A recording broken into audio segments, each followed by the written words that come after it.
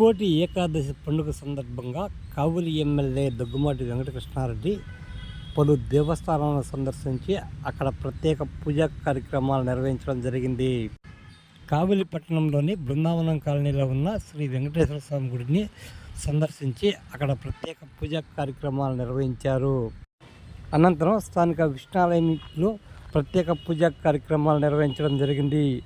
అక్కడ నుంచి కొండబెట్టలోని శ్రీ ప్రసన్న వెంకటేశ్వర స్వామి దేవస్థానంలో స్వామివారిని దర్శించుకుని ప్రత్యేక పూజా కార్యక్రమాలు నిర్వహించారు. ఈ సందర్భంగా ఎమ్మెల్యే దగ్గుమాటి వెంకటకృష్ణారెడ్డి మాట్లాడుతూ ముక్కోటి ఏకాదశి రోజున దేవస్థానాలు దర్శించుకోవడం ఎంతో ఆనందంగా ఉందని పేర్కొన్నారు. ఈ మేరకు ఆయన ముక్కోటి ఏకాదశి విశిష్టతను వివరించడం జరిగింది.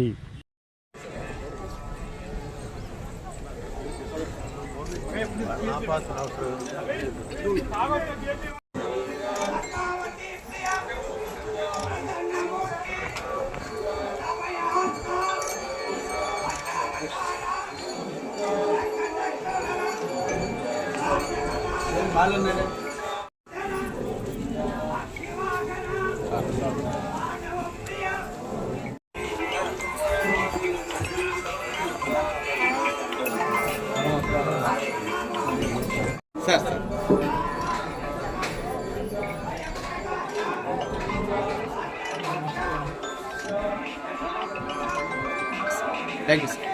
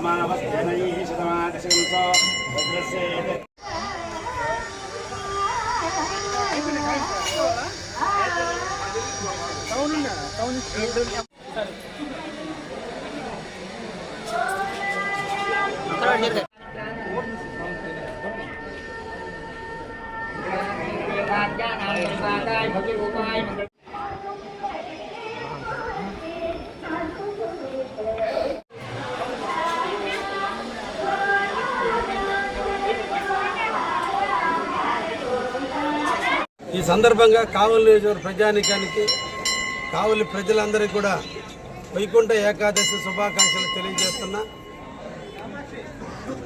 3 కోట్ల మంది దేవతలను దర్శించేందుకు, దర్శన భాగ్యాన్ని కల్పించేందుకు ఈ రోజున వైకుంఠంలో ఉన్నటువంటి విష్ణు పరమాత్మ 3 కోట్ల మంది దేవతలకు దర్శనం ఇచ్చే రోజు.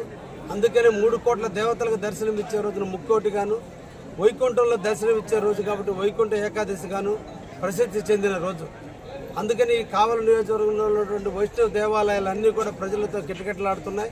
అందరూ కూడా దేవుణ్ణి దర్శించుకుంటున్నాడు. ఇది ఒక మంచి మహర్భాగ్యం. విష్ణు పురాణం ప్రకారం దేవుణ్ణి దర్శించుకోవడం చాలా మంచి కార్యక్రమం.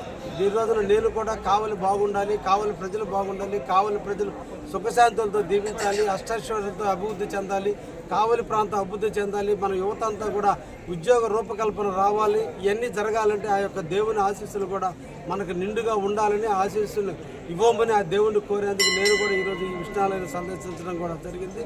తప్పకుండా ఆ యొక్క దేవుని యొక్క ఆశీస్సులు కావలి నియోజకవర్గం నిండుగా ఉంటాయని, వారి ఆధ్వర్యంలో వారి యొక్క దీవెనలతో కావలి అభివృద్ధి చెందుతున్న ప్రగాఢమైన నమ్మకంతో ఈ రోజున దేవుణ్ణి దర్శించుకుంటున్నాను. నమస్కారం.